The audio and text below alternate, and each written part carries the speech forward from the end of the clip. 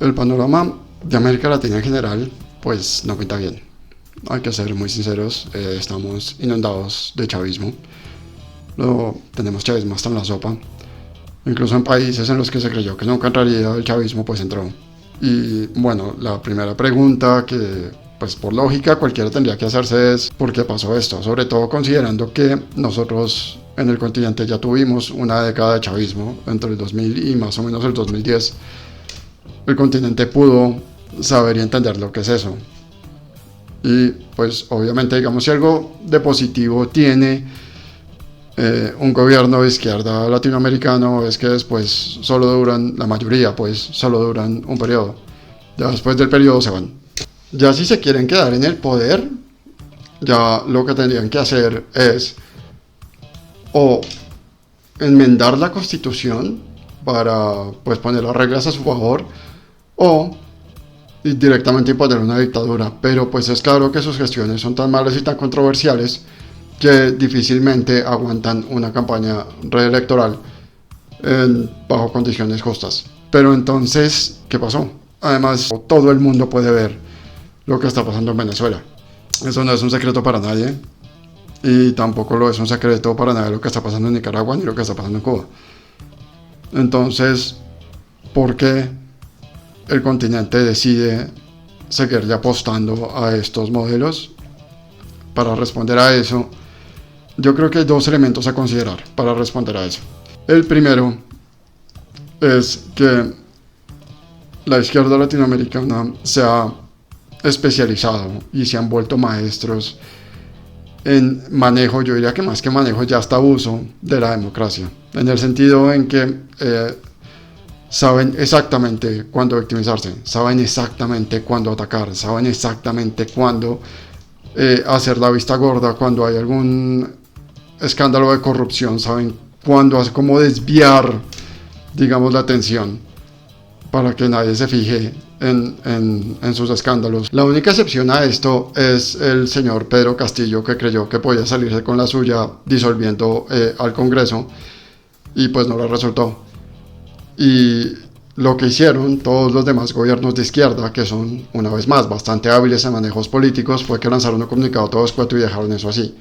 Obviamente no fue lo mismo que Honduras en 2009, cuando ahí sí se rasgaron las vestiduras, dijeron que había habido un golpe de estado, que cómo era posible, porque sabían que pues en ese momento esa no era, tomar esa posición no era como lo más indicado. Obviamente pues está la excepción del Bobo del Pueblo, que sí salió a defender a Castillo y lo único que logró fue pues que el gobierno legítimo de Perú pues, rompiera relaciones diplomáticas ahí con este personaje. Pero de resto, dos gobiernos de izquierda son tan hábiles en manejo político que lo que hicieron fue básicamente enviar el comunicado y dejar eso así. Creo que ellos han aprendido algo. Esto pues yo personalmente lo he venido a confirmar más que todo es con el gobierno del señor Gustavo Petro acá en Colombia, pero si uno lo mira o lo extrapola pues al resto del continente, aplica también, y es el hecho de que la gestión no importa. O sea, ninguno de ellos realmente está o ha promovido o ha instituido un modelo de Estado que sea algún tipo de ejemplo de nada, ni ninguno de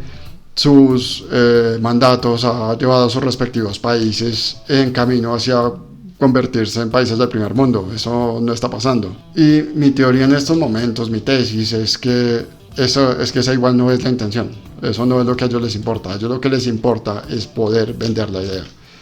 Es poder hacer la venta. Es poder llevar el discurso. Ahí es donde está el tema. Y por eso es que hoy vemos que a pesar de sus pésimas gestiones, se mantienen vigentes y se mantienen relevantes en la mayoría de los escenarios. Hay un segundo elemento que me parece muy importante mencionar y creo que es el más importante de todos, de hecho, y es la razón por la cual se volvieron a subir durante esta década. Es porque lograron convencer a la mayoría de sus votantes, que creo, o estoy casi seguro, son muy conscientes de lo que está pasando, como lo digo, en Venezuela. Muchos de ellos ya tuvieron experiencias con gobiernos de izquierda y aún así los volvieron a votar, porque esta izquierda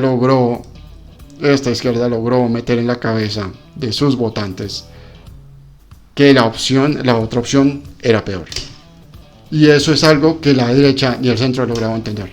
Denótese que todos estos gobiernos de izquierda tienen una cosa en común, y es que todos ganaron difícilmente pasando el 50%. El caso más extremo, digamos, fue el de Boric, que llegó al 55%. Pero, y bueno, y tenemos a López Obrador, que ganó con el 53%. Pero de ahí para abajo, básicamente estamos hablando de gobiernos que ganan literalmente porque la mitad más uno los votó. Ganan, y no solo porque la mitad más uno los votó, sino que ganan muchas veces con un estrecho margen.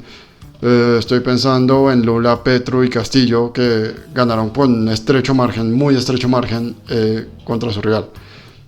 Pero ahora, ¿cómo pudieron demostrar o cómo pudieron hacerle creer ellos a la mayoría de sus votantes que el rival era peor? Pues les quedó bastante fácil, porque en el quinquenio pasado, en la mitad de la década pasada, pues surgió esta extrema derecha que tenía este discurso que era en muchos casos misógino, en muchos casos racista, era tremendamente divisivo, y en algunos casos incluso estaba cargado de fanatismo religioso, que pues obviamente llevó a la prevención y el rechazo de una parte del electorado, por un lado, y segundo, lo hacen con esta promesa de recuperar económicamente el país, de salvarlo, digamos, de la debacle económica en la que estaba, y no lo hicieron, no lo lograron, no cumplieron con esa promesa. Y si usted no va a cumplir con su promesa de recuperación económica, ¿qué esperanza puede tener contra una izquierda que lo que está diciendo es: yo estoy aquí para el pueblo, estoy aquí para ayudar al pueblo? Y el ayudar al pueblo es básicamente una